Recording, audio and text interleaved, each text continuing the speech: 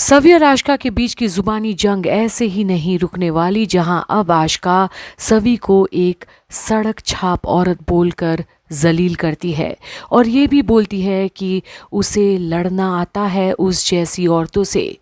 और आगे सीधे धमकी देती है सवी को कि अगर वो अपॉलॉजी की वीडियो ना बनाए, कि सवी ने जो हरकत करी है वो अर्श के साथ उसके लिए, तब तक वो सवी को छोड़ने वाली भी नहीं। और अगर वो नहीं बनवाई माफ़ीनामा की वीडियो अर्श के प्रति सवी से, तो सवी ही उसका नाम बदल डालेगी। पर जिस तेवर के साथ आशिका बोलती है ये बात, ये सुनकर अब रजत आता है बीच बचाव में और आशिका का हाथ पकड़ लेता है और उसे वार्न करता है कि वो ऐसे बर्ताव नहीं कर सकती उसकी पत्नी के साथ।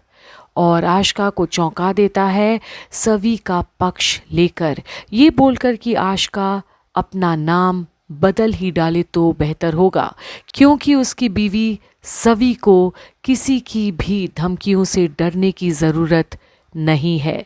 और आगे बोलता है कि उसकी बीवी पर उठते हर उंगली को वो काट कर रख देगा।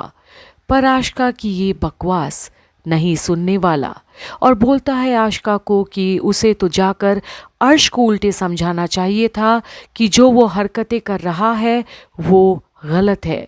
और बोलता है कि अर्श के ही वजह से आज उसके हंसते खेलते परिवार में इतने बड़े तूफान खड़ा कर दिया, फेक वीडियो बनाकर सवी के बारे में। और आशिका को तो अर्श को समझाना चाहिए था, ये नहीं कि आकर सवी पर ही चिल्लाए और उसे ही धमकी दे, इंक फेंक कर अर्श पर। आखिर अर्श की हरकतें ही नीच और घटिया थी। और उसे ये भी बोलता है कि आशिका आखिर क्या बोलेगी अर्श को, उसके अंदर तो हिम्मत ही नहीं, क्योंकि उसे तो अपना रिश्ता बचा कर रखना है अर्श के साथ, जो अर्श से जुड़ने वाली जो है वो। और फिर आशिका को सबसे बड़ी बात बोल बैठता है रजत कि आशिका जैसी औरत जो दूसरे औरतों का इज्जत ना करना जानती हो, वो तो औरत कहलाने लायक भी नहीं होती। पर आशिका उल्टे अब रजत की ही बोलती बंद करवा देती है, ये बोलकर कि उससे उसकी सर्टिफिकेट नहीं चाहिए कि वो क्या कहलाने लायक है और क्या नहीं। और उंगली उठाकर तेवर दिखाकर फिर से एक बार आशिका अपना रवैया और चेहरा दोनों दिखाती है रजत और सवी को। और अब आशिका रजत और सवी को चुनौती भी देती है और धमकी भी कि अगर उसके और अर्श के रिश्ते पर कोई भी आंच आई, क्योंकि सवी ने जो हरकत करी है उसे वो बर्दाश्त नहीं, तो वो सब कुछ जलाकर राख कर देगी, उसका घर को भी।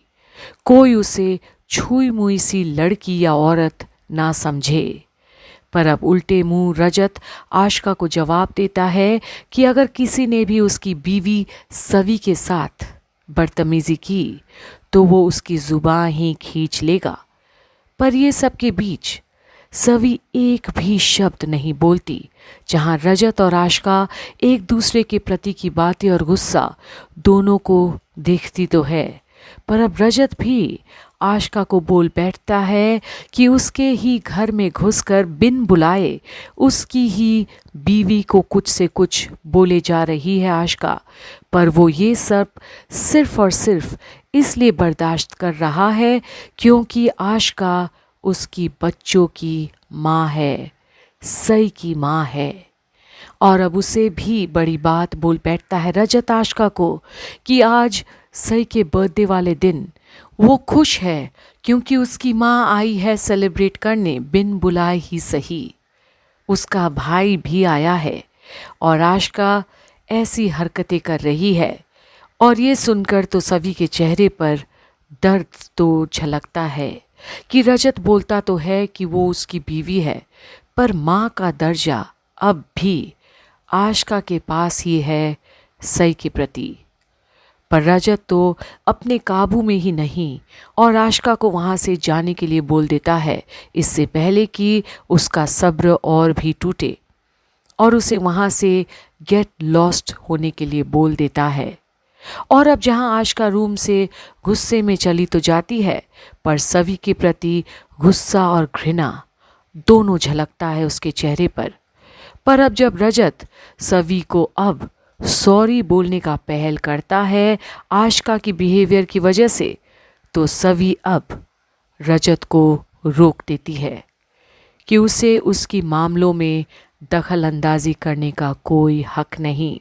वो अपने मामले खुद सुलझा सकती है और उसे रजत की कोई मदद नहीं चाहिए, और आइंदा से ये भी बोलती है कि रजत उसके मैटर्स में टांग ना अड़ाए, अपने काम से मतलब रखे, और चली जाती है रूम से रजत को मुंह ताकते छोड़कर।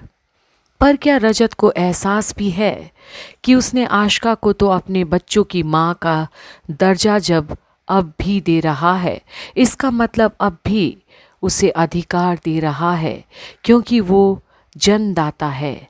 और सभी की ममता क्या सब कुछ सिर्फ एक जिम्मेदारी ही बन गई जिसे सभी को निभाना ही पड़ेगा, क्योंकि वो रजत की जिंदगी में अब बीवी बनकर आई है, एक पत्नी की हैसियत से रहती है।